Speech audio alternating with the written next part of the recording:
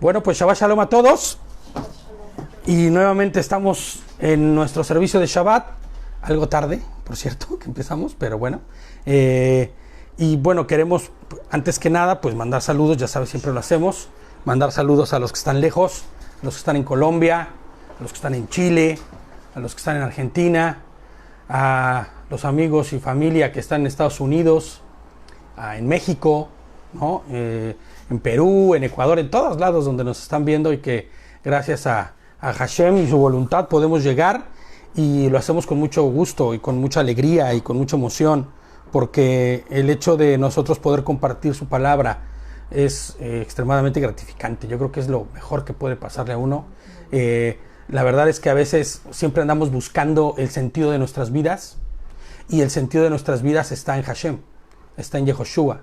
Y mucha gente vive deprimida, mucha gente vive angustiada, mucha gente vive en ansiedad, mucha gente vive, es más, inclusive vive por vivir sin un propósito, pero porque en realidad no ha entendido que el propósito para el cual fuimos creados fue servir a Adonai, fue servir a Yehoshua. Y hacerlo no significa ser un esclavo o autómata que no hace otra cosa más que estar orando y hablando de la palabra, no. Con nuestra propia vida y con nuestra propia forma de hacer las cosas, vamos dando igual paz, ¿no?, a la gente, a través de consejos, a través de maneras de poder vivir. Y creo que eso es importante. Entonces, yo la verdad es que encontré el propósito de mi vida, en realidad, cuando empecé a hablar del Evangelio, empecé a hablar de su palabra, y es lo que hacemos cada Shabbat, ¿no? Entonces, pues, les mandamos muchos saludos a todos y mucho shalom a cada uno de los que estén viéndonos. Vamos a empezar con nuestra parashat del día de hoy. Hoy empezamos un libro nuevo, ¿no? Un libro mal llamado Números, porque no se llama Números, se llama Bemidbar, ¿no? Esto significaría algo así como en el desierto. En el desierto porque debemos entender que no es solo en el desierto, sino en el desierto de. Y tengo una muy pequeña introducción, ahora sí es muy pequeña introducción, ¿no? Para este servicio. Y les pongo así: este libro de la Torá, o de la Biblia, que es lo mismo, ¿no? Se llama así, en el desierto de Bemidbar. Los traductores, en su momento, cuando hicieron la primera traducción al griego de la Torá, en la Septuaginta, y recordemos por qué es por lo que se hace esta traducción.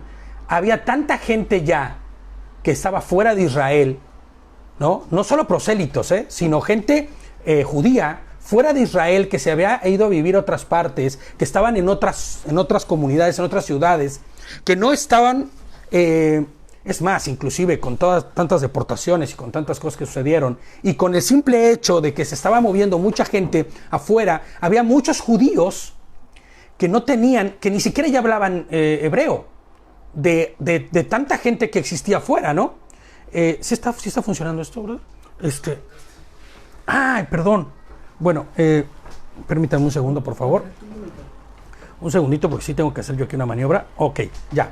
Entonces, es que nos estamos asando de calor y el único ventilador que hay estaba desconectado, porque me equivoqué y lo desconecté. Pero bueno, entonces, les decía que había tantos judíos fuera de Israel que ya ni siquiera habían o hablaban el hebreo.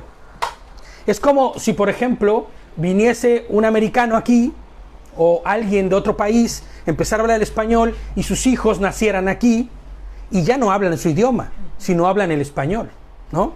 Y entonces, ¿qué sucedía? Que esta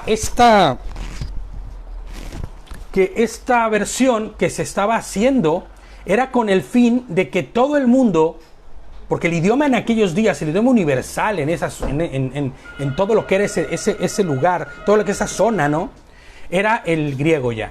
Estaba dominando el griego.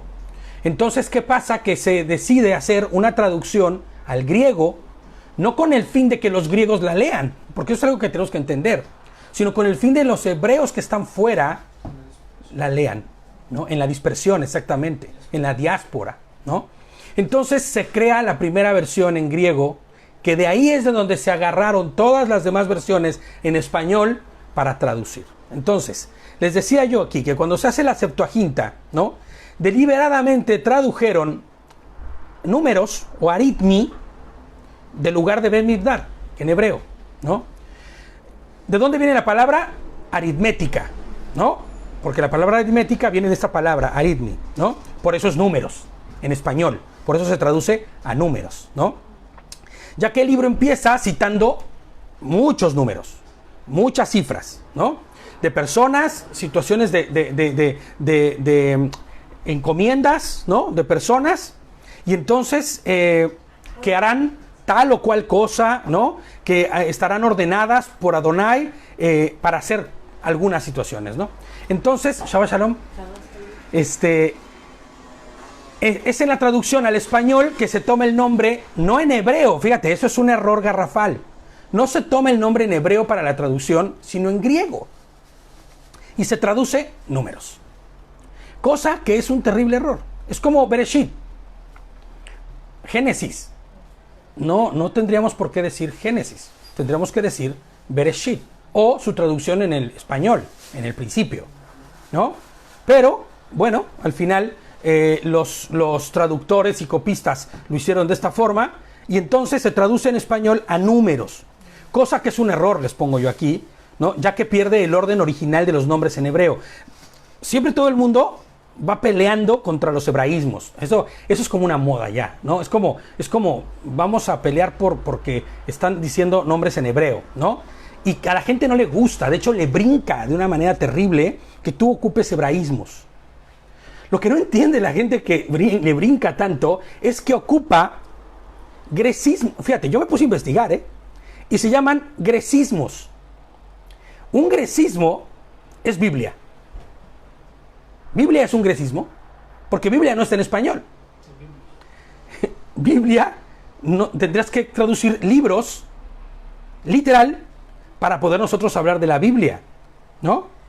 Pero en realidad es biblos, ¿no? Que es el compendio de todos los libros, pero también es un grecismo, ¿no? Es un grecismo eso.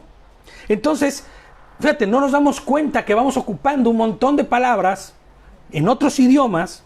Inclusive en la Biblia vamos a encontrar muchos que son así, que provienen del griego, y al final, pues solo nos molesta y nos gusta el original, que es... Decir, okay.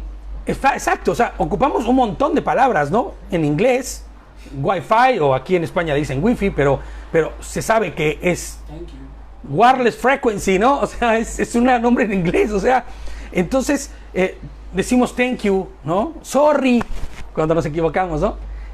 Y esas cosas son anglicismos, son palabras que están en otro idioma, pero a mí me sorprende mucho cómo es que le brinca a la gente tan fuertemente el hebreo, que en realidad a nosotros no debería brincarnos el hebreo porque es el idioma original en el que él fue escrito.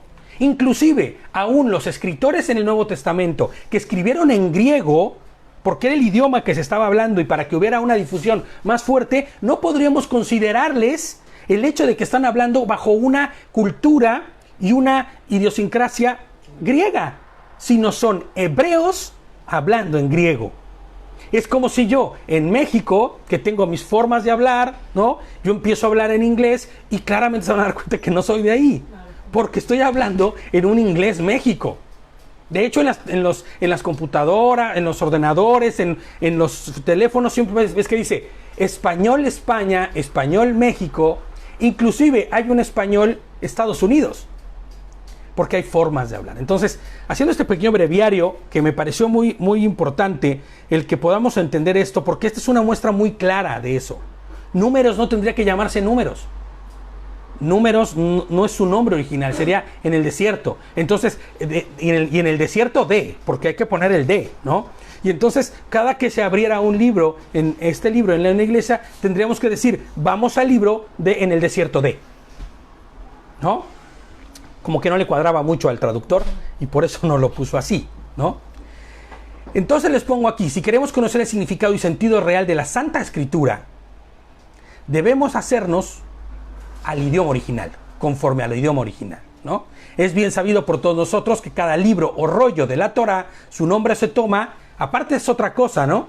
De las palabras con las cuales inicia. Y en este caso, Bemidbar es en el desierto de. ¿Ok?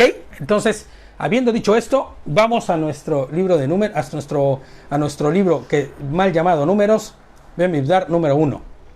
¿Ok? Vamos a ver el capítulo 1.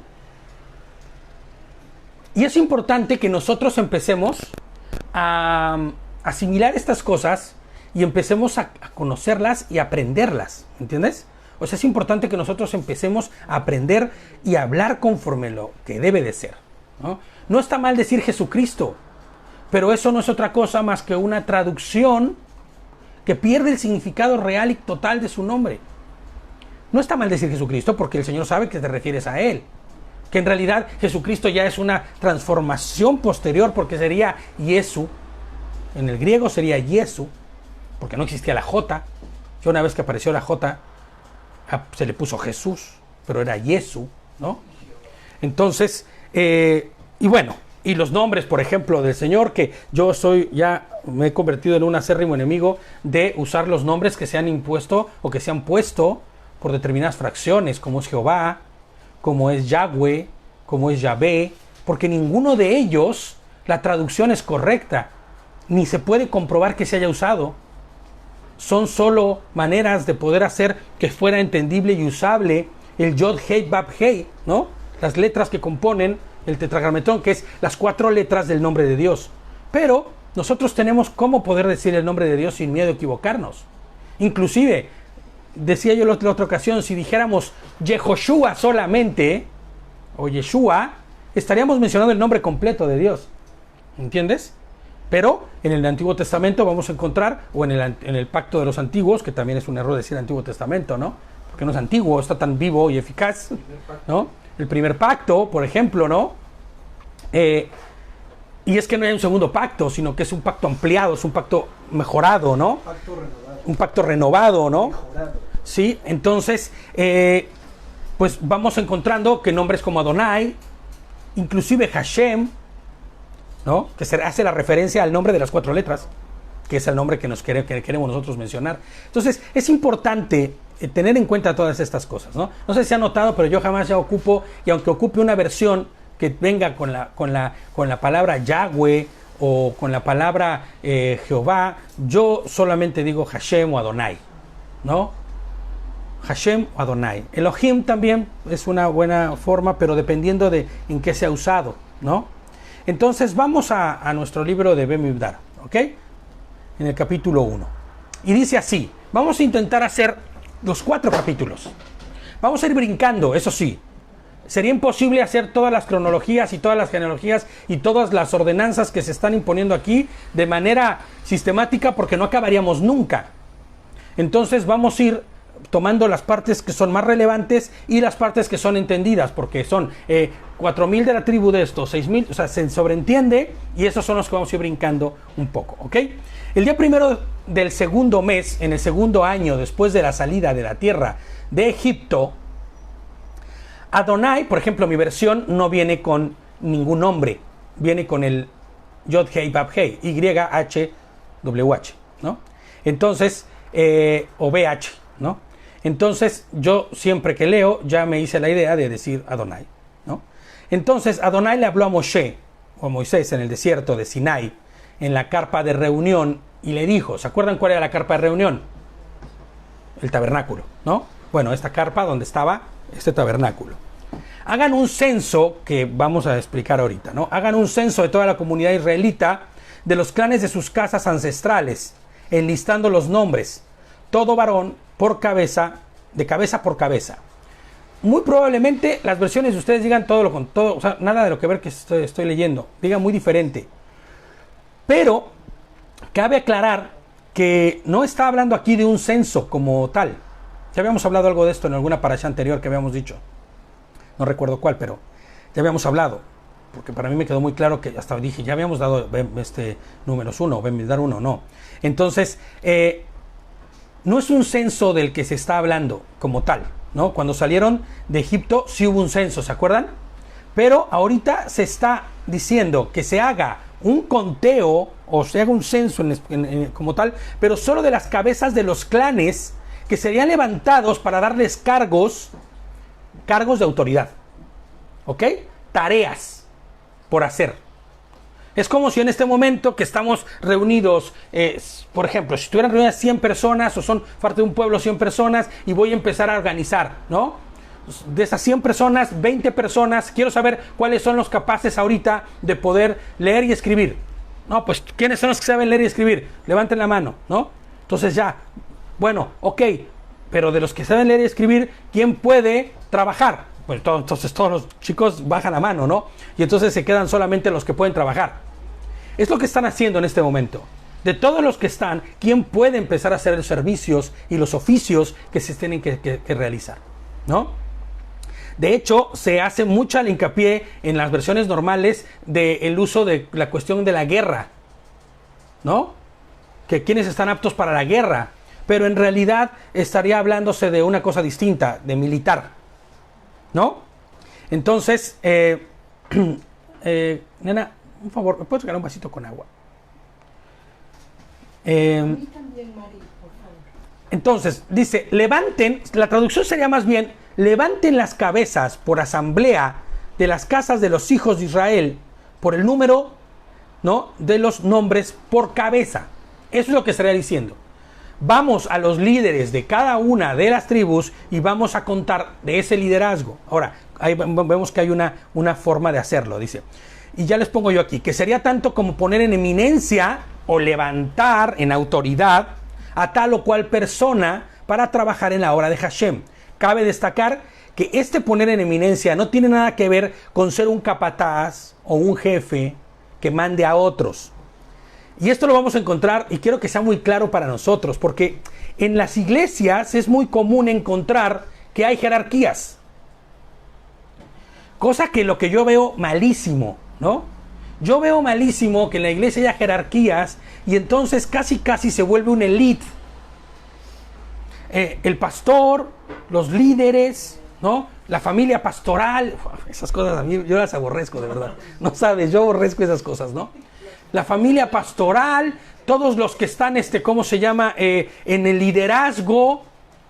Y alguien me contaba, no voy a sacar a la luz a nadie, ¿no? Pero sí, mejor, ¿no? Alguien me contaba que acá hacen fiestas privadas, los que son los de liderazgo en una iglesia, ¿no? Y de repente pues se los encuentran en la fiesta privada y le dicen, oigan, pero no nos dijeron nada. No, es que esta es la elite, o sea, los que estamos aquí somos la elite de la iglesia. ¿Cómo va a ser eso posible? No puede ser eso posible, de verdad. No puede ser eso posible. No puede existir tal, ¿me entiendes?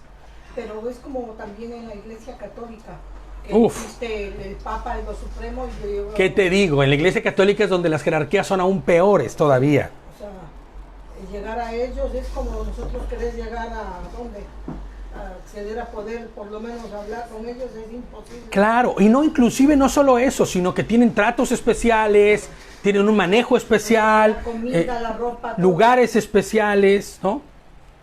Me acuerdo que cuando, bueno, voy a hacer un pequeño, es larga la para allá, pero voy a hacer un pequeño comentario, ¿no? Me acuerdo que cuando yo andaba con lo de los Gedeones, estábamos sirviendo en el Ministerio de los Gedeones, me tocó ir a Madrid, ya estando aquí, me tocó ir a Madrid a una iglesia, bueno, era una iglesia con cobertura de un muy famoso predicador de Miami, no voy a decir más, ¿no?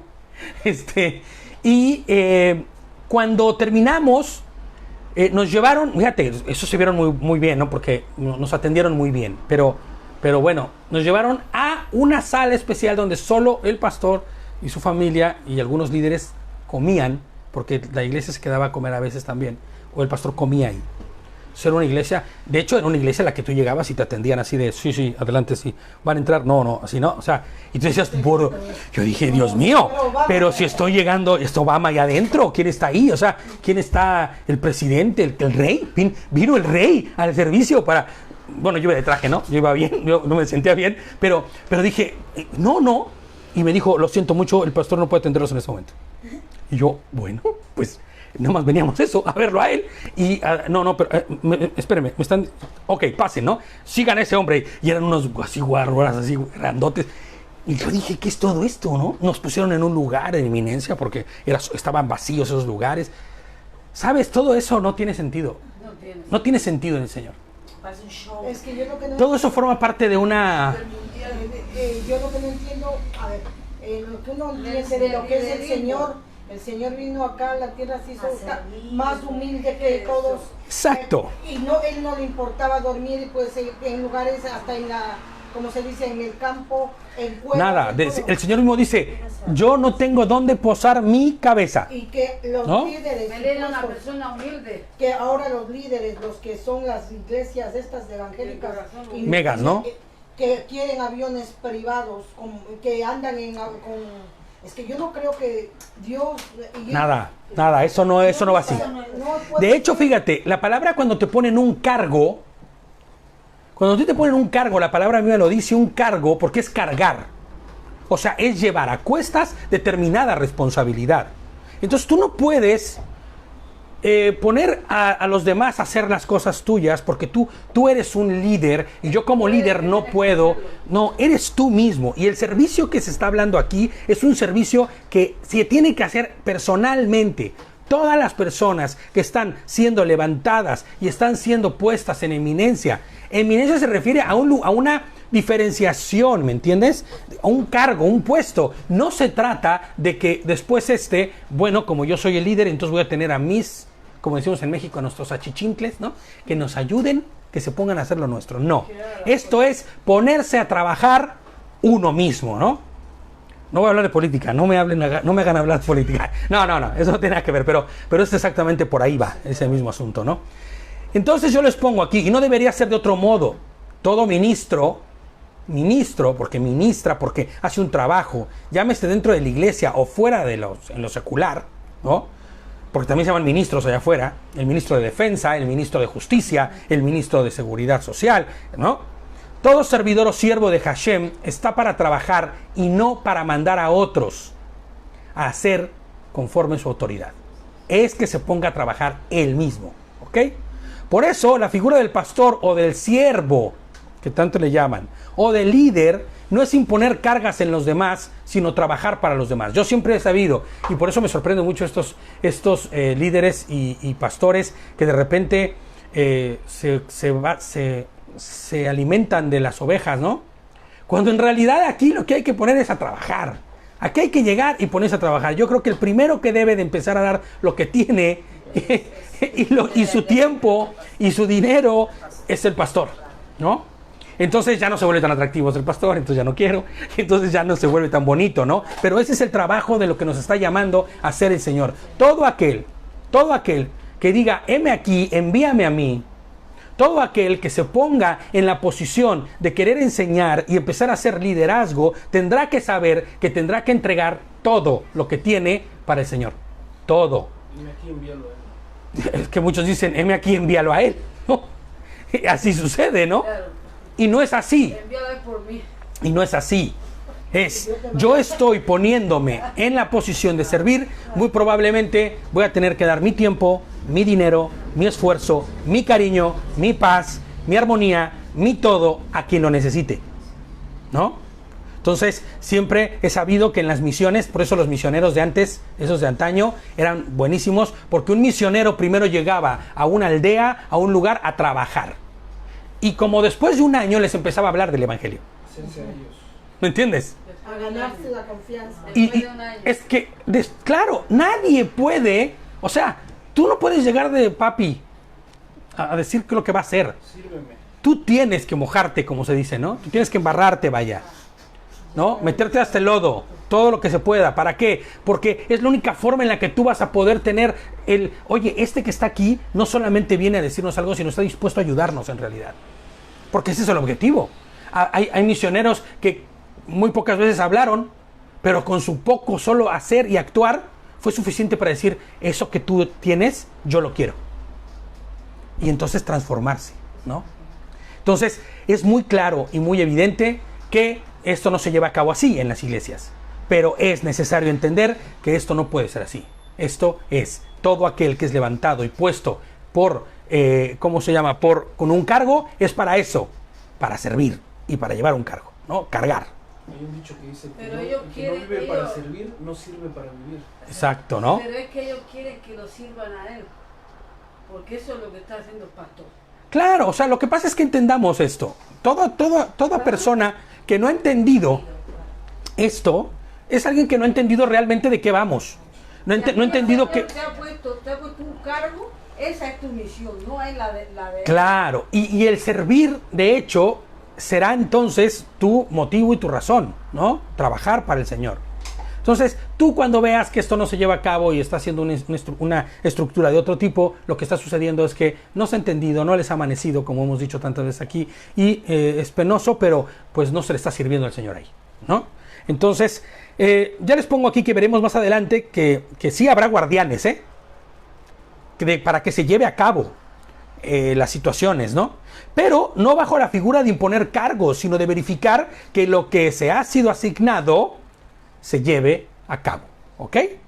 O sea, sí, el pastor sí tiene que estar verificando que si una iglesia de estas mega iglesias que tienen un montón de ministerios y todo, o sea, sí tienes que estar tú atento porque para eso está siendo llamado, ¿no?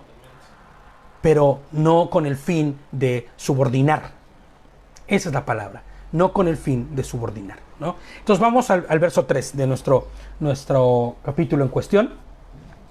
Tú y Aarón, dice, los registrarán por sus grupos de la edad de 20 años para arriba, todos los que en Israel sean aptos, dice aquí, para portar armas. Pero tampoco va por ahí. No es una cuestión militar esto, no se está haciendo todavía un censo como militar. La traducción no sería portar armas ni ir a la guerra, sino aptos para la milicia. Para el servicio.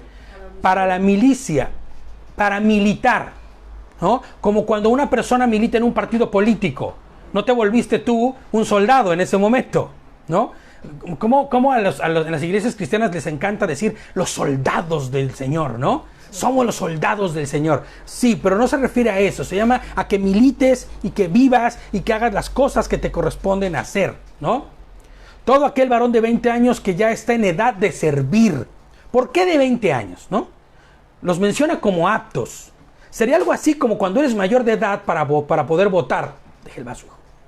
Para poder votar, ¿no? O ir al servicio militar, ¿no? ¿Qué hacen? En mi país, en México, por ejemplo, a los 18 años tú ya tienes voto. Algunos no deberían votar nunca. Pero llega la mayoría de edad donde puedes tomar tus decisiones. Exacto, y creo que también aquí en España es así, ¿no? A los 18 años ya eres mayor de edad. ¿Qué significa esto? Que ya eres una persona con una madurez determinada. Bueno, antes era a los 18 años. ¿Y ahora? Y hasta los 20 años no era mayor de edad. Pero ahora ya, con esta modernidad, a los 16 años.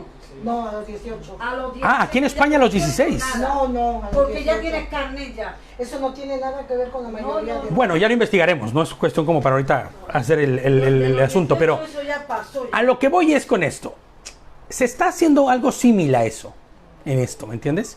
Lo que está diciendo el Señor es, todo aquel que tiene 20 años, y yo creo que toda nación y gobierno debería tomar esta edad como para definirlo. De hecho, en Estados Unidos no eres mayor de edad hasta los 20 años. Claro.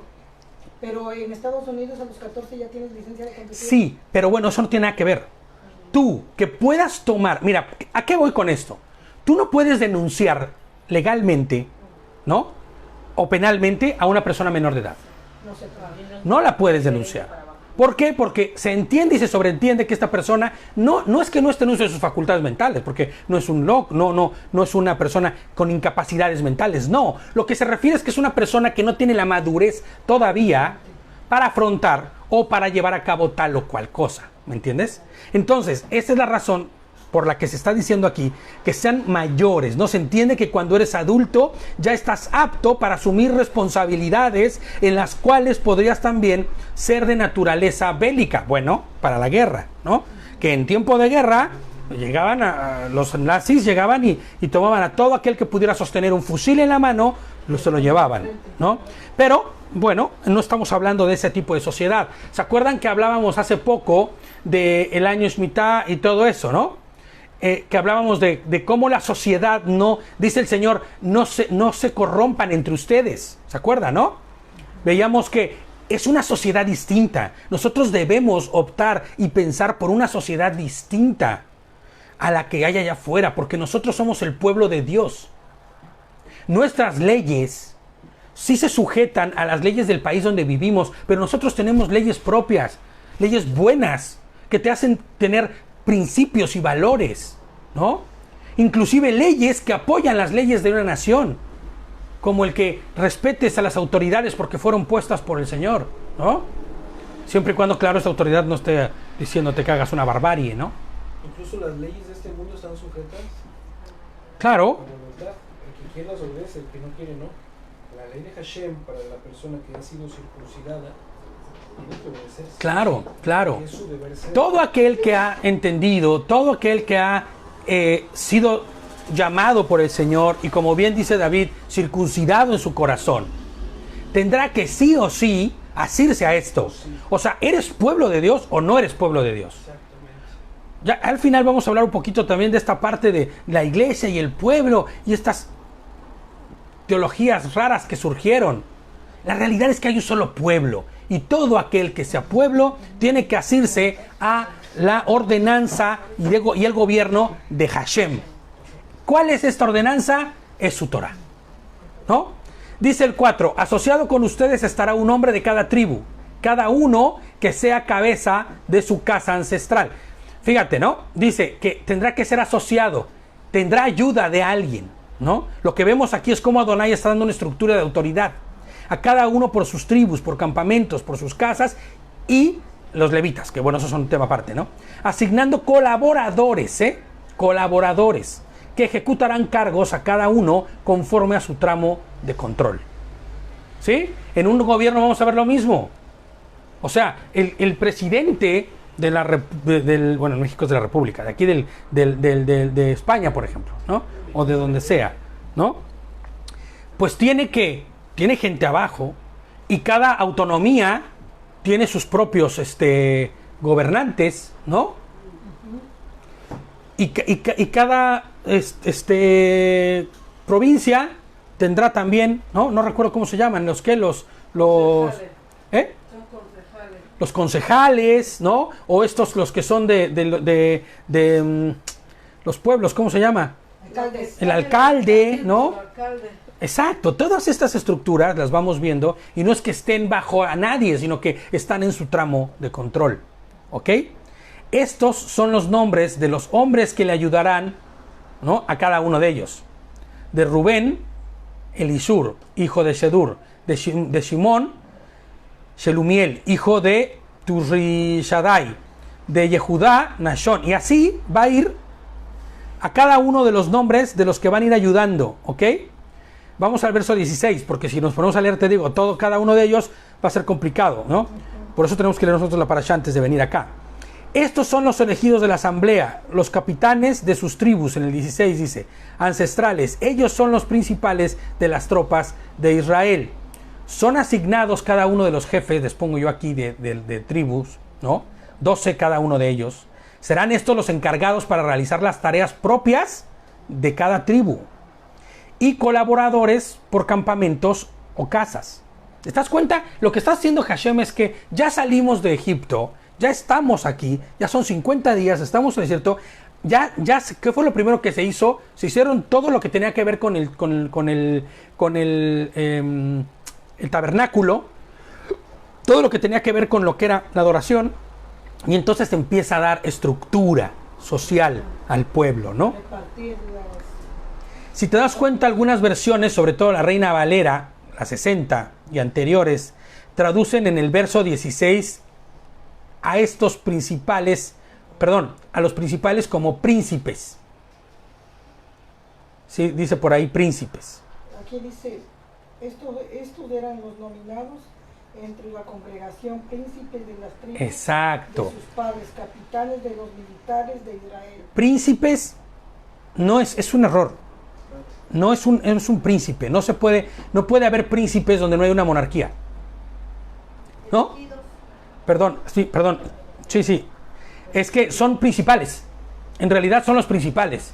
Son los que están como dando la cara, ¿no? El frente de, ¿no? Porque si no hay una monarquía, ¿cómo haces un príncipe? ¿Cómo haces un príncipe si no hay un rey? Claro, nuestro rey es Adonai, pero no existe esta estructura monárquica todavía. Esto vendrá después con Shaul, ¿se acuerdan? ¿No? Esto vendrá después. Otras versiones dan luz a este verso de la siguiente manera. Fíjate, La NTV, que yo no soy ya muy partidario de ella, pero que a veces voy porque dice cosas correctas, dice, estos son los jefes escogidos, lo que decía mi esposita, ¿no? De la comunidad, jefes de sus tribus, patriarcales, cabezas de los clanes de Israel. Esto es más claro, ¿no? Fíjate lo que dice la versión, la textual, la tercera edición. Estos fueron los designados de entre los de la asamblea, jerarcas, ¿no? Es otro tipo de sinónimo. Jerarcas de las tribus de sus padres, cabezas de los millares de Israel. Inclusive, fíjate, la Reina Valera, pero la contemporánea, ya no dice esto de los príncipes, que por eso es la que a veces leo, ¿no? Estos eran los jefes de las tribus de sus padres y capitanes de los escuadrones de Israel, y fueron nombrados de entre la congregación, ¿no? Entonces, saquemos la idea de príncipes, porque cuando hablamos de príncipes, pues podemos pensar que estos tienen una... ¿De qué goza el príncipe? De privilegios y de cosas así que las monarquías tienen. Aquí no. Aquí es... ¿Cuándo has visto un príncipe que se va al campo a trabajar con el pueblo? No existe eso. Por eso se le dice príncipe a que, ay, estás de príncipe, no haces nada, brother, ¿no? O sea, no, pero la realidad es que, sí, claro, ¿no? Entonces, pues no existe tal. Aquí hay que ponerse a trabajar, ¿no? Así que Moshe y Aarón tomaron aquellos hombres que fueron designados por nombre. Siendo Moshe y Aarón, esto es muy importante, los asignados para su tribu. Ellos no son princesos tampoco. Ellos no son, ellos no están a ver, yo los voy a ordenar a todos. Ellos están metidos en el mismo nivel. Yo siempre he dicho, y lo hemos dicho aquí muchas veces, hablando de Hashem, hablando de Yehoshua como su pueblo, y hablando de que todos estuviéramos en el agua, todos tenemos el agua en el mismo nivel. Es más, inclusive todos estamos bajo el agua. La única cabeza que sobresale es la de Yehoshua. Él es la cabeza de todo. Nosotros todos tenemos un mismo nivel, no podemos tener niveles de ningún tipo, ¿no? Y aún Aarón y Moisés o Moshe están en la misma condición, ellos están igualito que todos, ¿no? Y te das a dar cuenta cuando nos dimos cuenta cuando vimos, ¿se acuerdan? Cuando están organizando, ¿no? Y está Moisés atendiendo a todos y llega su suegro y le dice, pero te vas a volver loco, virrey. Te pasas de sol a sol trabajando. ¿Cómo crees? Tienes que asignar a gente que haga esto por grupos. Bueno, ¿no? Pero tú te das cuenta que ahí el Moisés se mojaba, como decimos en la jerga, ¿no? Se metía a trabajar como debía trabajar, ¿no? El 18 dice, y el día primero del segundo mes convocaron a toda la comunidad, los que fueron levantados por los clanes de sus casas ancestrales. Los nombres de los de 20 años de edad para arriba se enlistaron cabeza por cabeza, tal como Adonai le mandó a Moshe. Así lo registró en el desierto del Sinaí, o del Sinai, ¿no? El total fue como sigue. Los descendientes de Rubén, el primogénito de Israel, el registro de los clanes de su casa ancestral según se anotaron por nombre de cabeza, por cabeza, todos los varones de 20 años de edad para arriba, todos los que eran aptos para la milicia. Y entonces vamos a ver que empieza a decir números, empieza a decir cifras. Los inscritos de la tribu de Rubén, 46,500. De los descendientes de Simón, 59,300. Bueno, estoy brincando, Vamos al verso 44, porque vamos a ver todos de la tribu de Gad, de Yahudá, de Isaacar, de Zabulón, de Joseph también, de Efraín, ¿no? 44. Y hasta el 44 es donde ya termina el conteo, ¿no? Y dice, estas son las inscripciones registradas por Moshe y Aarón y por los capitanes de Israel, que sumaban 12, un hombre por cada casa ancestral. O sea, estos serán los patriarcas, ¿no? Los patriarcas de las 12 tribus. En el original dicen que son los encargados. Todos los israelitas de 20 años de edad para arriba, inscritos por casas ancestrales, todos los que en Israel eran aptos para la milicia. Todos los inscritos llegaron a 3,550, ¿no? Los levitas, sin embargo, no fueron registrados entre ellos por su tribu ancestral, porque Adonai lo había hablado a Moshe diciendo: no inscribas en ninguna cuenta a los de la tribu de Leví, ni hagas un censo de ellos con los israelitas. ¿Se acuerdan que los había apartado? ¿No? Que ellos no tenían, de hecho, tierras. Que ellos no iban a tener posesión alguna. Su porción era Adonai. Bueno, pues esto se sigue haciendo y se sigue marcando, ¿no? Pondrás a los levitas a cargo del tabernáculo del arca de la alianza, de todos sus utensilios y de todo lo que le pertenece. Ellos llevarán el tabernáculo y todos sus utensilios y lo cuidarán y acamparán alrededor de él, ¿no? El arca del pacto propiamente, ¿no? Cuando el tabernáculo vaya a salir, los levitas la desarmarán, y cuando se vaya a armar, los levitas la armarán. A cualquier extraño que se acerque, fíjate nada más esto, le darán muerte. Y yo creo que esto funciona, le darán muerte porque de todas maneras va a morir. Todo aquel que se acerque a el arca del pacto va a morir, porque estaban solo asignados algunos. Recordemos a Usa. Pues claro, a los hijos de Aarón, ¿no? Que fueron y dieron fuego extraño, murieron. Digo, y a Usa cuando... Bueno, perdón. A Usa, al Pérez Usa, ¿no? Al Pérez Usa. A Usa cuando toca el arca, ¿no? Era una buena intención. Claro, era una buena intención. El mandato fue, nadie tocará el arca. Claro. Y sí es cierto, la detiene, pero él muere. Usa, claro, no sé en qué estaba pensando yo, ¿no? Entonces dice, no inscribas es que me clavé yo con los dos hijos de Aarón, que en la parashá. No inscribas en ninguna cuenta las tribus de Leví, ¿no? Dice, cuando el tabernáculo vaya a salir de los levitas, los desarmarán, Dice el 52, los israelitas acamparán tropa por tropa, cada hombre con su división y cada cual bajo su bandera. Y está hablando de tropa como el orden, ¿no? No sé de cuánta gente es una tropa, pero... los levitas, sin embargo, acamparán alrededor del tabernáculo para que la ira no arremeta contra la comunidad israelita. Los levitas montarán guardia alrededor del tabernáculo. Los israelitas lo hicieron tal como Adonai lo había mandado a Moshe, y como lo había mandado a Moshe, lo hicieron, ¿ok? Entonces, ahí termina el capítulo 1. Vamos al capítulo 2. Yo quiero hacer una observación, ¿no? Sí. Fíjate que cuán importante es que nosotros prestemos nuestra juventud al servicio del Señor. Por lo tanto, nosotros que estamos siendo equipados, que estamos siendo preparados, ¿no? En la Torah, estamos sirviendo bajo la Torah. Es importante que los que tengamos hijos los preparemos. ¿Por qué? Porque van a dar un mejor servicio para el Señor. Claro, y va a ser un servicio ya voluntario, no un servicio impuesto. Y toda la gente, claro, es que la juventud del Señor te la dio con el fin de que la uses para Él. Por eso ¿no? dice el proverbio, no te olvides del Señor en los días de tu juventud. Claro. Es muy importante, ¿por qué? Porque muchas veces nosotros nos lamentamos, ¿no? Si yo tuviera la edad que tiene el Kibiri, ¿no? ¡Buah, chaval!, ¿no?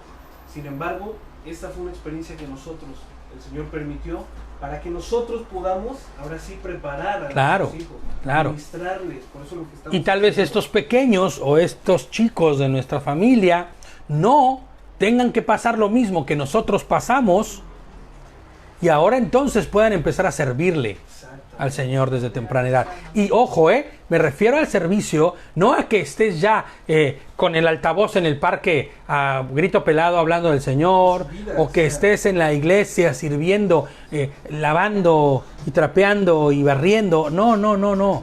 Que tu vida sirva al Señor. Que cuando tú decidas qué vas a estudiar, sea con el objetivo de decir, ¿qué voy a hacer para el Señor? Esto que voy a estudiar, esto que estoy eligiendo estudiar, ¿va a dar fruto para el Señor?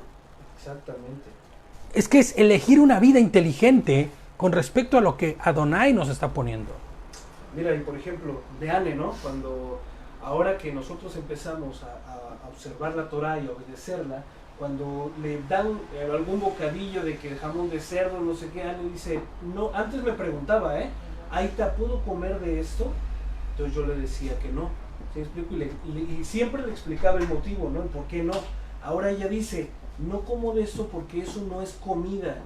Claro. Así se lo dice a sus compañeros. Amén. ¿Por qué comes eso? Así es. Cerdo? Eso no es comida. No es alimento, ¿no? claro. Eso no es alimento. Entonces, de esa manera, ellas también están sirviendo al Señor. Claro, ¿Por qué? Porque están siendo distinguidas. claro. Están siendo distinguidos nuestros hijos al no asimilarse y al no participar de las cosas que no tenemos que hacer. Fíjate, y eso es solo un ejemplo, pero hay un montonal, ¿eh? Fíjate nada más, cuando tú educas correctamente a un chico, no va a tener al rato ni la idea, ni le va a hacer comezón en las manos el dinero como para asociarse con cosas delictivas. Ni se va a meter a giros medio raros de trabajo, ¿no? Y entonces, ¿qué pasa? Que va a ser, no va a formar parte de lo que está haciendo que se pierda el mundo. Incluso estará exacto. contento con el trabajo que el Señor le ha dado, porque sabrá que el Señor le bendecirá. Claro. Y él también, ¿no?, dispondrá en su corazón pues guardar Shabbat. Claro. Eso es lo más importante. Y te das cuenta cómo cada cosa irá siendo entonces necesario ¿para qué? Para que nuestros jóvenes empiecen a caminar y empiecen a hacer una sociedad conforme a la sociedad de Hashem, conforme al pueblo de Hashem, ¿no? Claro. Entonces es muy importante esto, ¿no? Y es una anotación bien valiosa la que David hace, ¿no? Los jóvenes que pongan su juventud para eso, ¿no? Uno que ya está canoso y con barba. No, también. Tiene que estar uno no para uno de trabajar nunca. Por eso yo no puedo creer esta cosa que cuando dicen que el pastor se jubiló. ¿Se jubiló de dónde? ¿O quién lo jubiló? ¿Qué sindicato o qué sociedad le jubiló? Por Dios. ¿Jubiló? Nada. Para el Señor no hay... ¿Sabes cuándo te jubilas con el Señor? Cuando te vas con el Señor. ¿Cuándo dejó de servir Moshe? ¿Cuándo dejó de servir Aarón? Cuando el Señor los llamó y ya vámonos. Y ya tenían edades que dices, Dios mío, ¿no? Pero ahí estaban. No existe tal. Entonces, pongamos nuestra juventud, pero también pongamos nuestra madurez y también pongamos nuestra vejez al servicio del Señor. ¿No? Claro, porque para eso hemos sido llamados. Ahora, no está hablando de ciertos días de servicio. No. De una consecuencia Claro. diaria. Claro, estamos hablando de que el ministro de defensa no es ministro de defensa solo cuando va y se para detrás de estas cosas para hablar. Ando muy mal el día de hoy, yo creo que es el calor. Un podium de estos, ¿no? No es ministro de defensa solo ahí. El ministro de defensa le hablan a las 3 de la mañana y le dicen, levántese porque hay crisis. Levántese porque está pasando tal cosa. No sé si ustedes han tenido alguna vez algún trabajo de estos 24/7, ¿no? Sí, incluso los días de descanso, ¿cuál descanso? No hay descanso. ¿Tienes que chambear? Yo me fui de vacaciones a Cancún con el BlackBerry del trabajo y listo para que cualquier cosa gestionar desde ahí cosas, porque no puedes parar. Incluso lo vimos ahora en los informes que daba el presidente, ¿no? Cada 2 días, cada 3 días. Yo lo veía al final, al chico, al presidente desmejorado, ¿no? Pues ya agüitado, ¿no? Ya estaba afónico, empezó así dando la sonrisa esa muy peculiar que tiene el primer discurso Sí. que dio.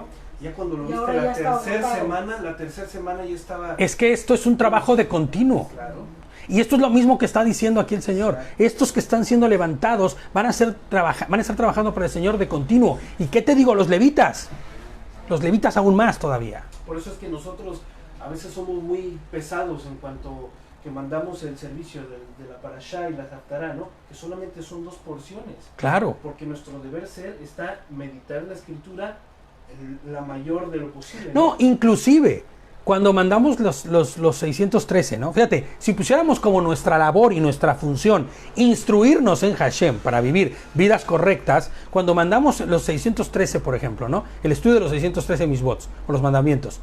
Y hay muchos que dicen, pues qué bueno que lo mandaron, ¿eh? Pasan de largo y no lo leen, no lo estudian. Entonces, pero ¿cómo? Si esta es tu obligación como pueblo de Dios, instruirte, conocer sus mandamientos. Es más, esto de los 613 sería el equivalente a decir, tienes que conocer las ordenanzas y la constitución de tu ciudad o de tu pueblo, del país donde vives. Incluso, ¿Cómo puedes saber qué es pecado y qué no es pecado? Exacto. ¿Cómo puedes saber lo que está bien o no está bien delante del Señor si retiraste de ti y pasaste olímpicamente de largo las instrucciones del Señor? Por eso nosotros no podemos pensar en dejar de lado la Torá, la ley. Por eso toda iglesia que te diga que la ley que está abolida y como cuál es su guía para seguir adelante. Si en el libro de Apocalipsis dice que se abrirá el libro, ¿no? para la cual, o sea, será juzgado. ¿Bajo qué reglas crees que te van a juzgar? ¿Bajo qué reglas crees que eres puesto tú delante de la autoridad?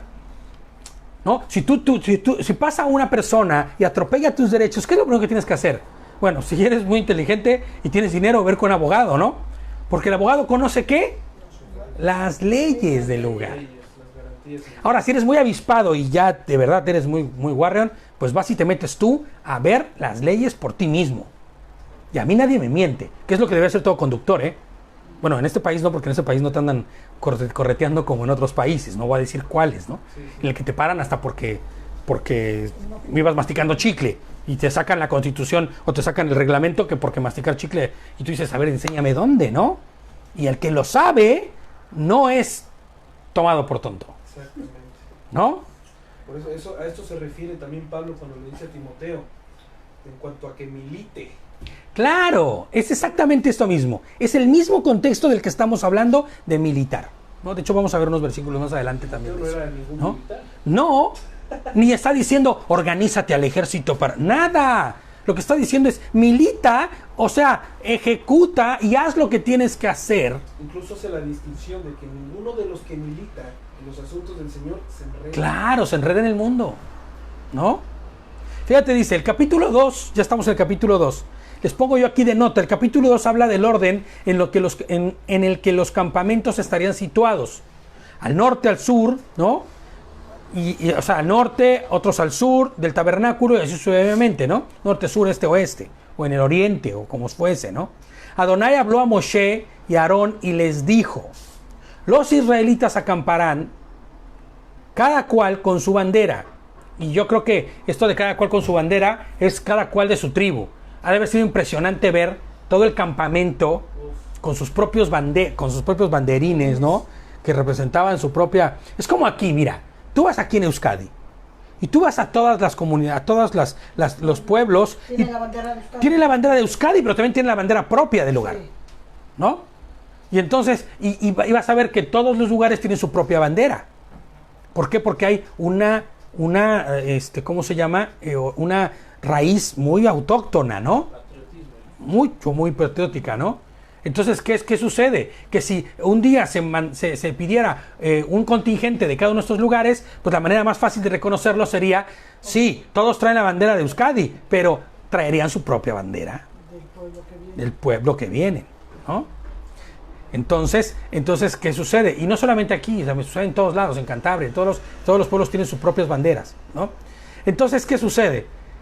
Ellos están ahí de esta forma. Adonai habló a Moshe y a Aarón y les dijo, los israelitas acamparán cada cual con su bandera bajo los distintivos de su casa ancestral. Acamparán alrededor de la carpa de reunión a cierta distancia. ¿Qué es lo que están haciendo?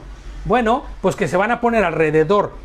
¿Se acuerdan que hablábamos que el tabernáculo estaba en medio y alrededor estaba todo el campamento? Era como si Dios mismo hubiera ido a vivir en medio de ellos. Esto es muy cercano, ¿eh? Por muy fuerte que tú veas el hecho de que se acerquen a cierta distancia, porque si no mueren, esto es muy cercano.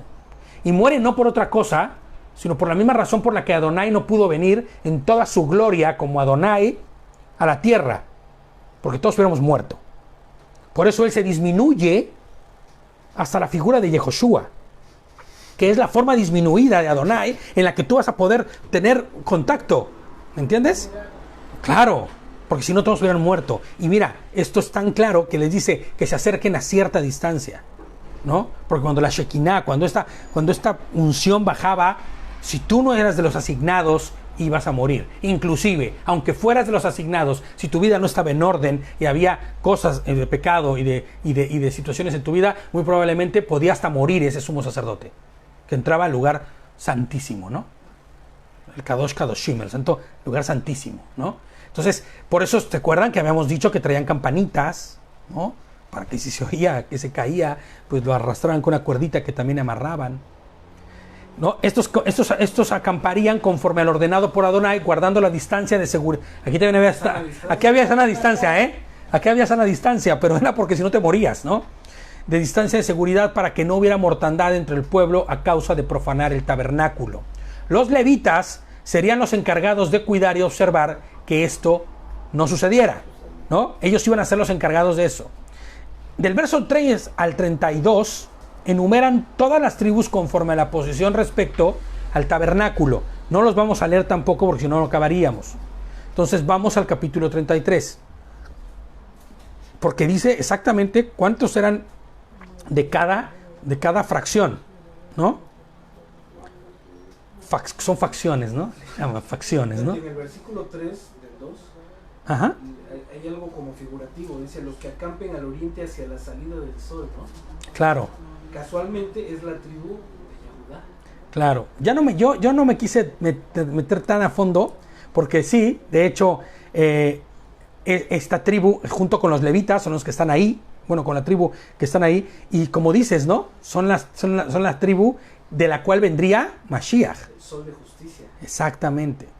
Pero bueno, ya en alguna otra parashá que tengamos, vamos a darle más a fondo, porque es que tiene de información esta parashá para echar para arriba. Es que números al principio no pensamos que dicen, pues es que son puros No. números, es puro censo, pero No. Es una enseñanza tan profunda. De hecho, hay cosas que me hubiera encantado poder decir y que no voy a poder tocar porque son larguísimas, son extensas, de verdad. Ya habremos otras parashás en las que podamos ir allá profundizando, ¿no? Exacto, ¿no? Entonces vamos al, ¿qué dijimos? 33. Ok, vamos al 33. Sí, así es, la tribu de Yehudá era la que estaba al oriente, ¿no? ¿Eh? No. Lo que estoy comentando es lo que tú dijiste. Entonces, fíjate, el 33 dice, los levitas, sin embargo, no fueron registrados entre los israelitas como Adonai le había mandado a Moshe. Los israelitas lo hicieron así, tal y como Adonai le había mandado a Moshe, así acamparon por sus banderas o por sus tribus, y así marcharon, cada cual con su clan según su casa ancestral. Porque has de saber que lo que pasaba es que esto era un campamento movible. Por eso dice que cuando armen y desarmen los levitas, sí, pero cuando armen y desarmen el tabernáculo, ¿no? La tienda de ¿cómo se llama? De reunión, ¿no? Que era el tabernáculo esto. Pero todos ellos estaban en su casa, en tiendas, ¿no? Y cuando tenían que moverse, tenían ellos una estructura para moverse. Entonces, bueno, ¿por qué tantas estructura? ¿Por qué tanta gente puesta para esto? ¿Tú sabes lo que significa mover 603.550 personas? En orden, ¿no? Cuando les dices ahí viene el lobo, despavoridos corren, todos corren. No, en orden. Ahora, los campamentos se armaban y se desarmaban. Porque podían estar 2, 3 o 4 años en un solo lugar, pero cuando el Señor les decía, se tienen que mover, era desmontar todo. Para ir a otro lado a armar. Para ir a armar a otra parte. Entonces debemos ver que la magnitud de esto es, de nivel, ¿no? Tan solo las fiestas del Señor.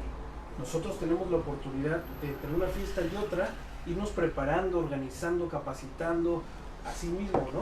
De la misma manera en la que ellos se movían, no era de que vamos a movernos mañana, sino que ya tenían planes trazados. No, pero aparte, espérame, el Señor era quien les decía que se movieran o no.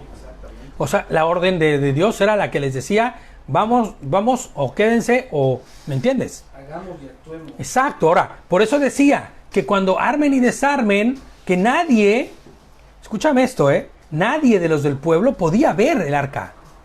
Así tan literalmente lo que había dentro del arca. Ni podía estar en contacto con ello. Entonces el grupo de los levitas era lo que se encargaban, ¿no? Se encargaban de hacer estas cosas, ¿no? Entonces, fíjate, dice, los levitas, sin embargo, no fueron registrados, ¿no? Como ya les había dicho Moshe. Entonces ellos hicieron tal y como habían dicho, ¿no? Los levitas entonces serían instituidos como la guardia del tabernáculo. ¿Se acuerdan? Que había, de hecho en el tiempo de Yehoshua había una guardia, pero esa ya era más corrupción que nada. De hecho ya el tiempo de Yehoshua ya ni siquiera son levitas los que están en el templo. Ya no son ni siquiera levitas, ya son pues de los fariseos o políticas. Sí, ya, no. Son fracciones políticas ya las que están dentro del templo. Nos damos cuenta cuando lo del buen samaritano. ¿Me explicó? Explícate.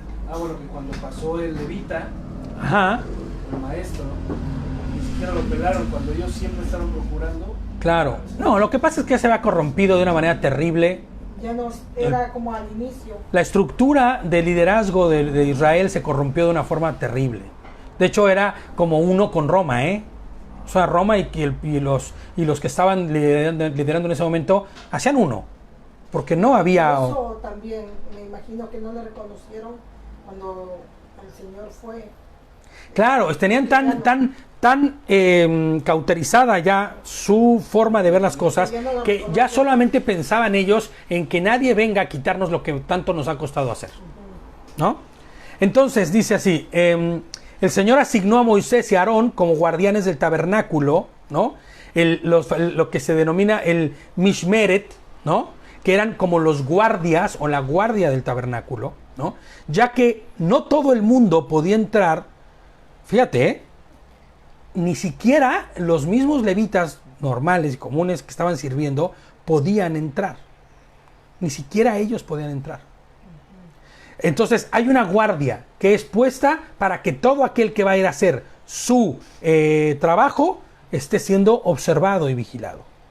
¿Cuán tentador no sería, escúchame esto, para alguien que no tiene bien cimentado a Hashem en su corazón? ¿Cuán tentador sería tener la vara de Aarón en tu poder? ¿Cuán tentador sería tener las cosas que estaban en el arca del pacto? El que las tuviera Tenía todo. podía pensar que tenía poder, Claro. Comer de la mesa de la composición. ¿no? O sea, o simplemente decir yo soy de los que entra ahí. Y este es el tema que no vamos a tocar, pero es que es muy largo. Coré. ¿Qué pasó con ellos? Ellos entraban, ellos tenían opción de entrar, pero se estaban siendo siempre observados. ¿Y por qué? O sea, ¿quién puso a estos dos? Aarón y a Moisés. Y mira lo que les pasó. Terminaron tragados por la tierra, ¿no? De hecho, Eric decía un comentario que me parece muy acertado, que dice que si estos hubieran muerto de muerte natural como murieron todos los demás, porque no iban a entrar la generación que salió de Egipto, no hubiera quedado tan claramente entendido lo que hicieron. Ellos tuvieron que tener una muerte sobrenatural. Se los tragó literalmente la tierra, a todos ellos, vivos, ¿no? Entonces era importante que todo el que estuviera ahí no solo estuviera bajo la ordenanza, pero sí bajo el cuidado, ¿no? Y observados por los que eran estos que estaban Mishmeret, ¿no? Estos Mishmeret que eran los que estaban la guardia, los que cuidaban, ¿no? En el capítulo 3, vamos al capítulo 3. Empieza así, en el verso 1. Esta es la historia de Aarón y Moshe en el tiempo cuando Adonai habló a Moshe en el monte Sinai. Estos fueron los nombres de los hijos de Aarón: Nabad, el primogénito Abihu, Eleazar e Itamar. Estos fueron los nombres de los hijos de Aarón, los sacerdotes ungidos que fueron ordenados para el sacerdocio. Pero Nabad y Abihu, era lo que, por eso me clavé yo hace rato, murieron por voluntad de Adonai cuando ofrecieron fuego extraño, ¿se acuerdan, no? Delante de Adonai, en el desierto de Sinai, y no dejaron hijos, así que fueron Eleazar e Itamar quienes sirvieron como sacerdotes en vida de su padre Aarón. Qué importante es no dar fuego extraño. Ya hablamos de eso en las pasadas parashás, no vamos a meternos ahí. Adonai le habló a Moshe y le dijo: haz que se acerque la tribu de Leví y ponlos a las órdenes de Aarón, el sacerdote, para que le sirvan. Ellos realizarán deberes para él y para toda la comunidad delante de la carpa de reunión, o sea, delante del tabernáculo, ¿no? El Mishkan, haciendo la obra de la morada. Ellos se encargarán de todos los utensilios de la carpa de reunión, un deber a favor de los israelitas, haciendo la obra, ¿no?, de la morada, dice. Asignarán los levitas a Aarón y a sus hijos. Se les asignarán formalmente entre los israelitas. Sí, asignarás los levitas a Aarón y a sus hijos. 2 puntos. Se les asignan formalmente de entre los israelitas.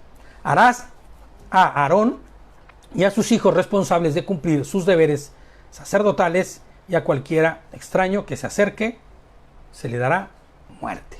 Qué fuerte, ¿no? Pero se le dará muerte.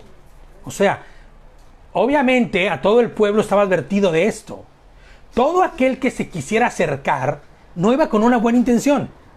O sea, ¿por qué tan rudo? O sea, pues, ¿por qué muerte?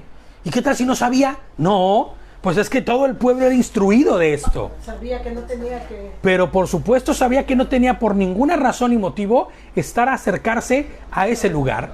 Porque en ese lugar estaba la presencia misma de Dios. Porque era el lugar sagrado. Claro, el lugar santísimo. Y entonces todo aquel que iba a acercarse ahí estaba, ¿qué? ¿Qué acaba de decir Gladys? Desobedeciendo. Iba en franca desobediencia. Y todo aquel que iba en franca desobediencia, ¿con qué fin iban? ¿A echar unas fotos? No, no. Mala fe.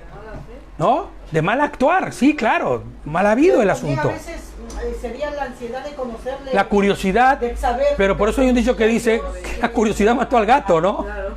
Yo te voy a decir algo. Está desobedeciendo, entonces no está yendo. ¿Cuán curioso podía ser alguien que veía caer el maná del cielo? Ya está viendo la gloria de Dios. Abrirse el mar así. ¡Fum! Y abrirse el mar, o sea, ya no hay más pruebas más que me ve. Inclusive cuando están muriendo de sed y es golpeada la roca. Sí. ¿Cuál más prueba? Lo que pasa es que somos especiales y queremos distinguirnos, pero no en santidad. Queremos distinguirnos de nuestra forma y nuestra manera. Quiero distinguirme teniendo más de lo que los demás tienen, ser diferente a los demás, de alguna forma para que entonces se diga que yo soy aquel, ¿no? Yo soy mejor. No. Todos están advertidos y todos saben que van a morir, si es que lo hacen. Adonai está instituyéndolos literalmente como la guardia del templo. Bueno, no hay templo, ¿no? Sino del tabernáculo. La guardia que cuida. Quienes se encargaban de verificar que todas las cosas se hicieran de modo correcto, pero sobre todo que las hiciera la persona adecuada. Escucha, no solo del modo adecuado, o correcto, perdón, sino que las hiciera quien tenía que hacerlas. Yo no podía tener flojera hoy y decir, ay no, hoy no quiero hoy me toca el servicio. Manito, lánzate, ¿no? Mandar a otro. Sí, yo te doy mi identificación, yo te doy una... No, esto es serio. Tengo una comida, fíjate que tengo una comida. Sí, ¿no? Claro, no puedo ir. Inclusive, mira, esto se puede traspolar a algo tan sencillo como venir al servicio. Como guardar el día que es para el que debes de dar. ¿No? No puede ser así. El resto del capítulo, les digo yo aquí, en el caso del 3, habla del censo que Adonai pide a los levitas de todo primogénito, porque lo que hace es que todo primogénito es pedido por Adonai como consecuencia o como forma, siempre he pensado yo que es como la compensación por todos los primogénitos que murieron en Egipto, ¿te acuerdas? Todos los que murieron en Egipto. Todos esos primogénitos que murieron en Egipto. Él dice, son míos todos los primogénitos. Y tendrás que redimirlos de una forma especial. No lo vamos a tratar, no lo vamos a ver porque es largo, ¿no? Vamos a ir al capítulo 4.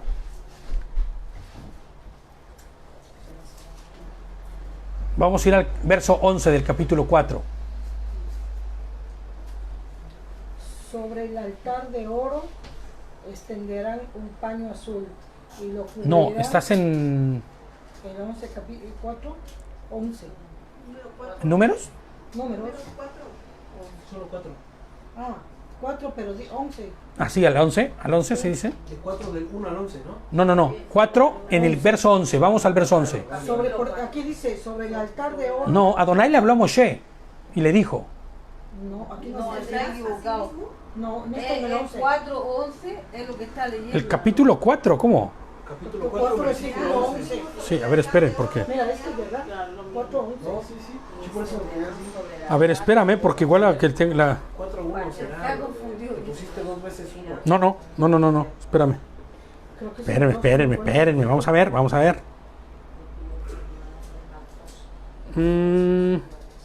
Es 4:11.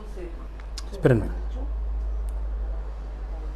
En lo que lo encuentran voy a hacer una observación, ¿no? Sí, De cuántas veces el Señor pide que se cense su pueblo, ¿no? ¿Cuántas Claro. veces el Señor pide que se haga censo? ¿Por qué? Porque es necesario que se esté removiendo la tierra para lo que se va a quedar bien sembrado, pueda, valga la redundancia, ser sembrado y pueda dar mucho fruto. Y lo que no sea correcto sea quitado, sea limpiado.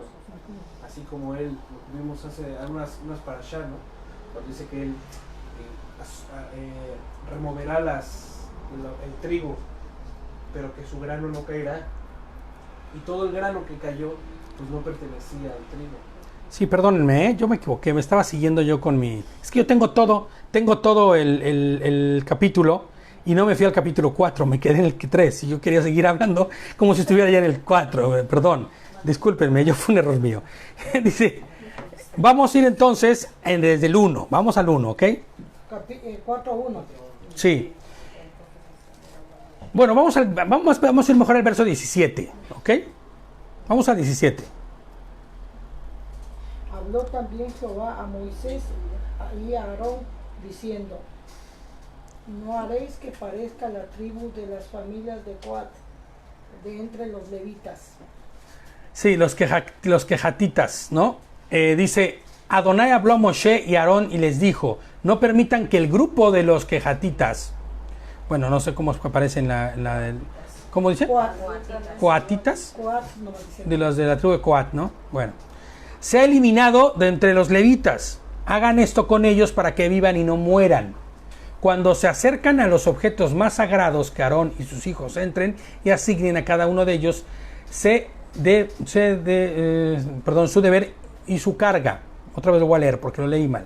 Hagan esto con ellos para que vivan y no mueran. Cuando se acerquen a los objetos más sagrados, que Aarón y sus hijos entren y asignen a cada uno de ellos su deber y su carga. ¿Qué sucede? Es de estos de donde proviene Coré. Pero les dice, para que no mueran, que entre los hijos de Aarón y vayan con ellos, les acompañen y les indiquen lo que tienen que hacer, ¿no? Para que no mueran. Porque ya entran ahí autorizados ya. Pero que los quejatitas, o los coajitas, como le llaman ahí, no entren y presencien las cosas sagradas del santuario para que no mueran. Fíjate, Adonai está poniendo que ellos no tienen por qué entrar. Vemos cómo aún mismo entre los levitas no podían entrar solo, o sea, cualquiera. Tú no puedes entrar solo, ¿no? Ni en cualquier momento. Ni en cualquier momento. No puedes entrar solo a realizar los oficios. Tenía que entrar contigo uno de los hijos de Aarón. ¿Para qué? Para que no muriesen. Estos, los que guardan el tabernáculo, serían el Mishmeret, como habíamos dicho, ¿no? La guardia. Y yo creo que a muchos no les parecería muy bueno y muy bien que les controlaran de esa manera, ¿no? Es así como todo levita que sirviese necesitaba estar bajo la supervisión de la guardia. Nosotros, ahora, como sacerdotes del reino, conforme lo dice Apocalipsis 1.6, ¿se acuerdan lo que dice Apocalipsis 1.6, no? Apocalipsis 1.6 dice, y nos constituyó en un reino sacerdotes para Adonai. O sea, sacerdotes para el reino de Dios, ¿no? Y a él sea la gloria y el dominio para siempre jamás. Amén. Eso dice Apocalipsis 1.6, ¿no? Entonces, si nosotros al día de hoy hemos sido instituidos como sacerdotes, y como sacerdotes estamos llamados a guardar, ¿qué? No hay templo. En este momento no hay templo. ¿Qué estamos llamados a guardar? Porque hay que hacer una aplicación práctica de todo esto que acabamos de ver, pero hemos leído y hemos entendido cómo era, pero tenemos que llevarlo a nuestra vida diaria hoy, a nuestro servicio a Adonai hoy. Somos sacerdotes, estamos llamados a guardar ¿qué? Pues la sana doctrina. Estamos llamados a guardar ¿qué? La verdad, ¿no? Enseñando solo lo que es escritura, todo lo que dice la Torá, ¿no? No hacer como muchas fracciones que dicen que solo escritura, pero la escritura no la voltean a ver. Sino que nosotros sí seamos solo escritura, ¿no? Solo Torá. Y que todo lo que nosotros enseñemos y que lo que entendamos, creamos y vivamos sea solo Torá. No podemos ni asociarnos ni apoyar teologías que quitan, modifican e inclusive manipulan la palabra de Dios. Hay tantas allá afuera. Tantas a lo largo del tiempo. Esto quita la gloria a Hashem. ¿Sí me entiendes? Cuando tú vas haciendo y vas hablando con teorías, doctrinas, teologías, corrientes ideológicas que no están sujetas a lo que dice la Torá, ¿sabes lo que estás haciendo? Estás profanando. Estás quitándole la gloria a Dios. Claro, ¿por qué no estás profetizando? Deja tú que te estés profetizando. Lo que no estás haciendo ni hablando conforme a la voluntad. Mira, por ejemplo, ¿no? ¿Cuánta gente allá afuera? De hecho, yo escuché a uno de ellos durante algún tiempo, ¿no? Es un señor judío. No vamos a decir nombres para no entrar en controversias. Es un señor judío que se asocia con los cristianos, ¿no? Bueno, yo escuché a varios, porque hay varios de esos, que se asocian, pero que no son creyentes, no creen en Yehoshua.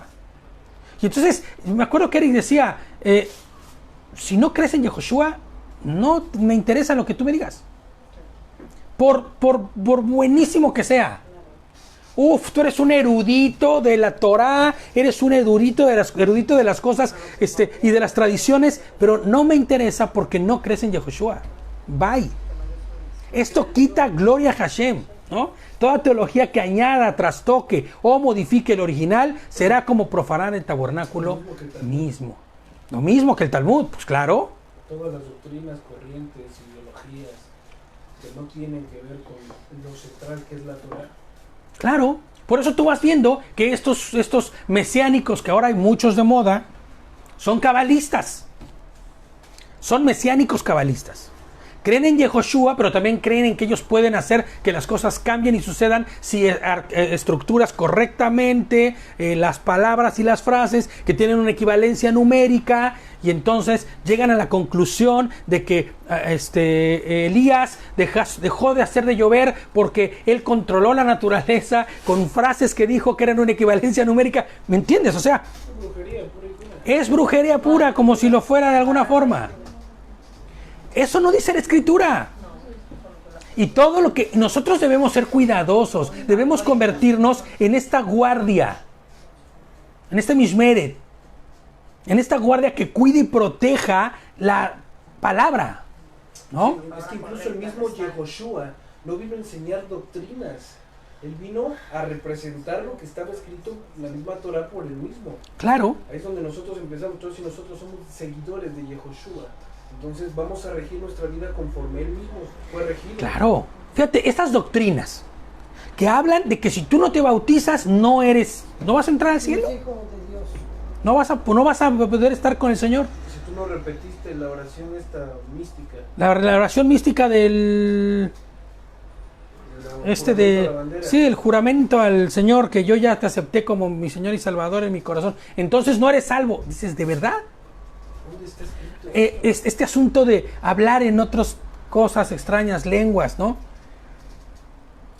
Debemos, en verdad, mira, estas cosas, por ejemplo, las liberaciones, ¿no? Todo ese tipo de cosas no van. Por ejemplo, eso mismo de que cuando a veces vas a alguna iglesia o miras a una iglesia que el pastor te toca así, y claro, estás libre. Ya, eres libre. O te caes al suelo. El toque de la muerte, ¿no? El toque del pastor te toca. O no sé, a veces llegamos a pensar esas personas que se tiran al suelo con ataques, con todo, y cuando supuestamente despertaron ya vinieron transformados, ya eres libre. Claro. De todo. Uf, qué miedo. Y vi una niñita Eso que es la tenía un pie mentira. corto y por la obra le dijo camina y le agrandó el pie. Fíjate, Dios es un señor, el 90% de... orden. Claro, Dios de desorden. el 90% de esos casos se ha descubierto que todos eran arreglados. Es que, Que si le creció la mano, como la señora esta cuadraplégica que en cada show no voy a decir nombres, a lo mejor no, de este guatemalteco, ¿no? Tan famoso, cada que va y hay noches de sanidad, se presenta y es la misma viejita. Se sana cada vez.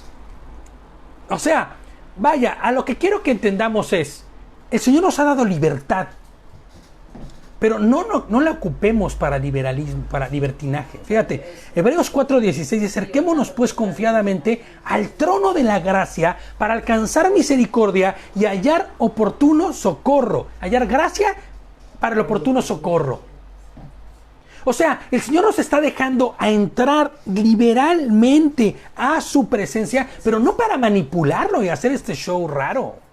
Pero yo te digo una cosa, Víctor, no es en toda la iglesia. No, a ver, escúchame. Yo te digo porque yo en Bolivia, yo conocí la palabra, ¿entiendes? Y yo iba a una iglesia evangélica con unos matrimonios mayor. Sí. Ellos leen la palabra, ¿no? Pero él tampoco cree en esta iglesia Claro, evangélica. no estamos haciendo un general de toda la iglesia evangélica.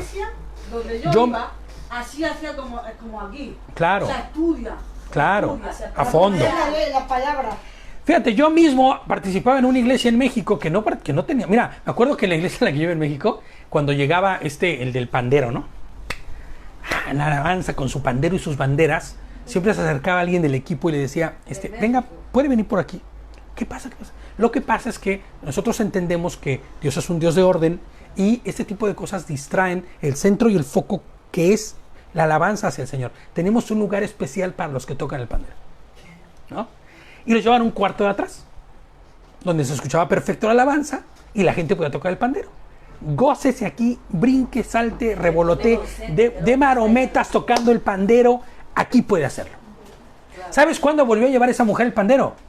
Nunca más, porque su intención no era adorar al Señor, su intención no era adorar, su intención era ser visto, era ser visto, destacar, ¿no?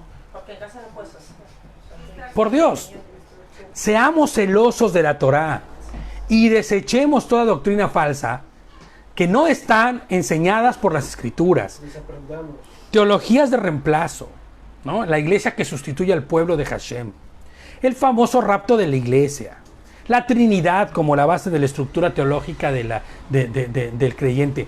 Todas esas cosas no están en la palabra. No las vas a encontrar en ningún lado. Podrás interpretarlas, si tú quieres, sacando de contexto y manipulando la escritura, pero no está ahí. Seamos guardianes de la Torá, enseñemos y vivamos conforme a ello.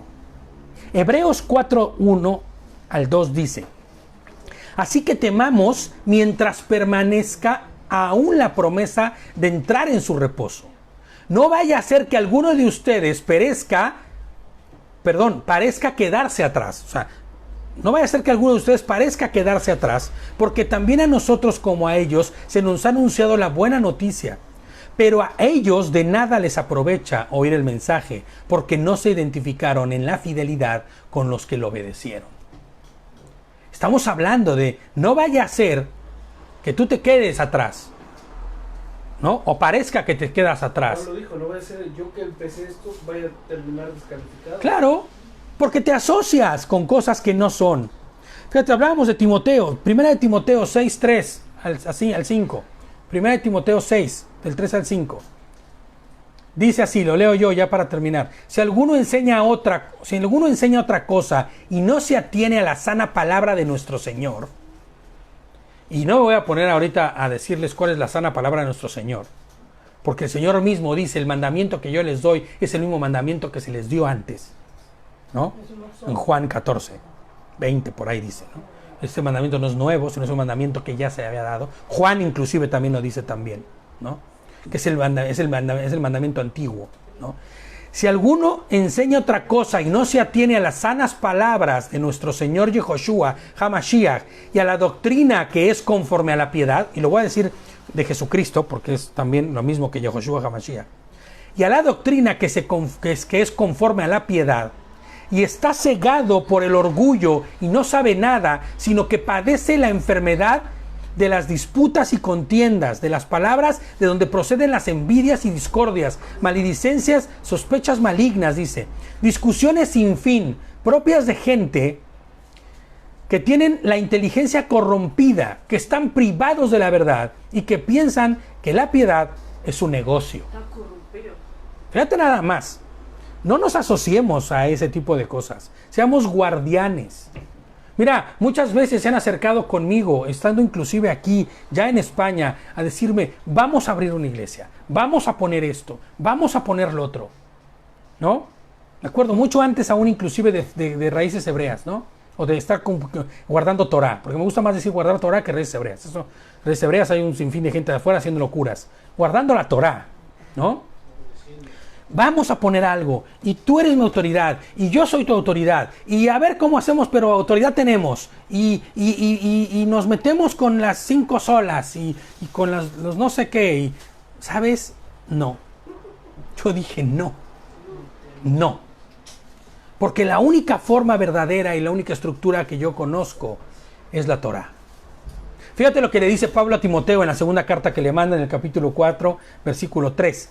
Porque vendrá el tiempo cuando no soportarán la sana doctrina, más bien teniendo comezón de oír, se amontonarán para sí maestros, dice, conforme a sus propias pasiones, y a la vez que apartarán sus oídos de la verdad, se volverán a las fábulas, que eso es lo que a mí me parece en todo ese tipo de doctrinas raras, ¿no? Pero tú, sé sobrio en todo, soporta las aflicciones, ocúpate en anunciar la buena noticia, cumple con tu ministerio. ¡Wow! Este Pablo se la soltaba buenísimas a Timoteo. Timoteo era el pastor de la iglesia ahí, con el que se había quedado él. Él estaba liderando esa iglesia.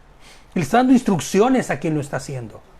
Pero esa misma instrucción debe ser para cada uno de nosotros igual, idénticamente, ¿no? No te asocies con las locuras del mundo, porque hay gente que no soporta la sana doctrina. ¿Y sabes qué prefiere? Que le digan que va a sanar cuando vayan y le impongan manos y se le salga lo que trae dentro. La persona prefiere que le digan que si trae una muesquita de la cruz, entonces le va a ir bien. O el agua santa, esa que vendían, ¿te acuerdas? El agua del Jordán. El agua del Jordán, decían los brasileños, ¿no? Sí, te daban una pizquita del agua del Jordán ya bendecida por el no sé quién. O sea, es la misma agua donde sanó no sé quién, ¿no? Que a veces las personas en la búsqueda del Señor o en la búsqueda de paz, tranquilidad, hasta que no llegas a un lugar, es un camino recorrido de equivocaciones, de iglesias que no... Yo digo porque antes cuando pasó lo que pasó con mi marido y volvió a beber aquí, yo estaba muy desesperada, no venía acá, y fui a una que está ahí una que me salió en el móvil, que hasta ahora me manda mensajes, que está ahí en la Plaza Zabalburu, ¿sabes? En Indauchu. Ajá. Debajo del... ¿Y qué es ahí? ¿Es una iglesia? Sí, es un chico argentino, creo. Tendrá unos 30 años, así. Y, no sé. Y era una iglesia que ven, que te vamos a dar sanación. Y cuando uno está tan agobiado que busca paz, quiero...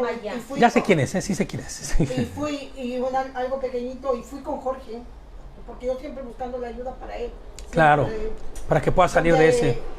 No sé, es mi manera de ayudarle, de estar en paz. Estaba yo súper desesperada. Y fuimos, bueno, que atendió y tal y cual, y después dijo que nos quedemos al momento del culto. Y le dio a beber, no sé, que le dijo que tomara eso, que era el momento de oración.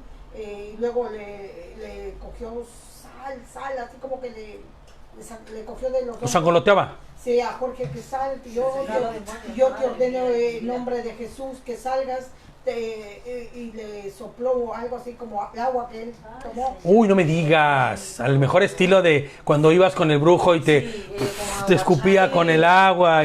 Uf, qué miedo, Dios mío. En ese momento uno como que dice, Dios, es tú, va a estar bien, y ves que ya no tienes ansias, que ya no te da ganas.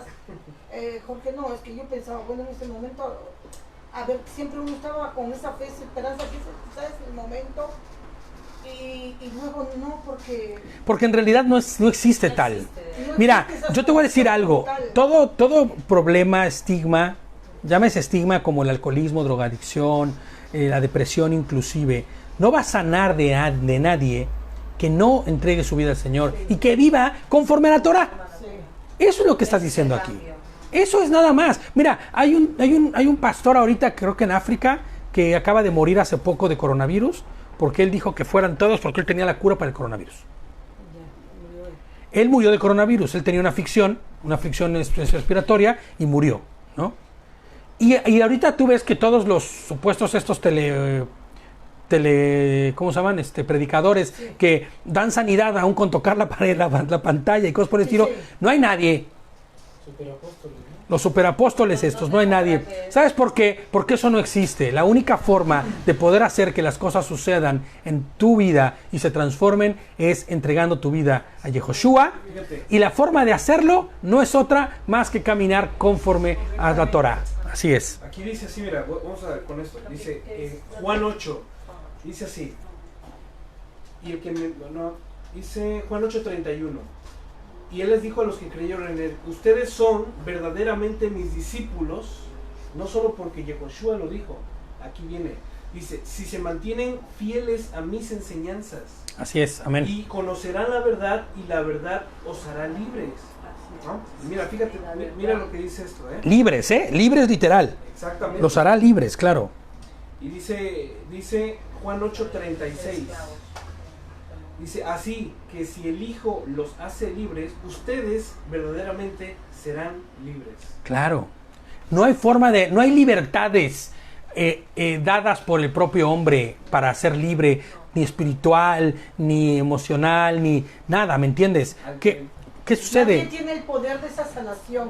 Claro. Solo Dios, porque Nuestro claro, Señor dice, yo soy el porque camino, la si verdad y la uno, vida. bueno, a veces es por la gente que hasta encontrar o el camino equivocado siempre. Pero fíjate, Uno se aferra a lo que a lo que nos han enseñado. Por eso decía David, desaprender. Y por eso te dice a Timoteo que no soportarán la sana doctrina, sino que teniendo comezón de oír, se amontonarán para sí mismo maestros y maestros y maestros, los que me dan lo que yo quiero escuchar, lo que yo quiero saber. Los que creen realmente son mis discípulos. Y los que son mis discípulos. Claro, los que son realmente sus discípulos y obedecen su palabra.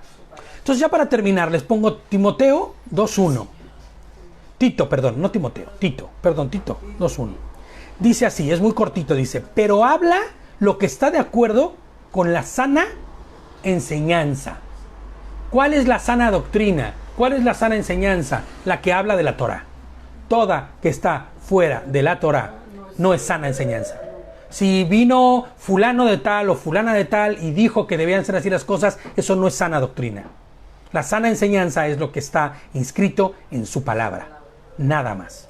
Entonces ya les pongo yo aquí, seamos guardianes de la Torah, vivamos conforme a ella de forma piadosa y fieles a nuestro Adón, a nuestro Señor Yehoshua HaMashiach, para que al final, en el último censo, seamos levantados en eminencia para estar al lado de nuestro Rey eternamente. Amén.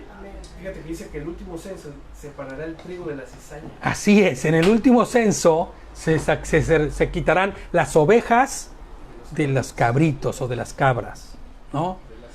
El trigo de la cizaña.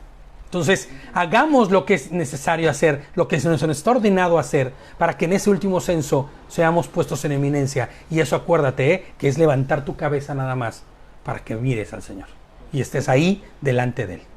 Amén. Pues, Shabbat Shalom, mis hermanos, ya terminamos.